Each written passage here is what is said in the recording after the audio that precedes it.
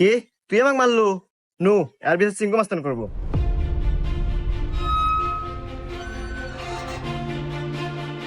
চিঙ্কু মাস্তান, ও আমাকে একটা থাপড় মারছে, আর বিচার দেন। এই, আমি সিংকু মাস্তান। এই এলাকা যত সমস্যা সঠিক সমাধান আমি নিজে দেই। নয় ওরা এক থাপড় খাবো, আর নাহলে এক থাপড়ের বদলে 10টা জরিমানা দেবো। সিংকু মাস্তান, আমার কাছে তো কোনো এখন টাকা পয়সা নাই, একটা থাপ্পড়ই দেন। এই, মার একটা থাপড়।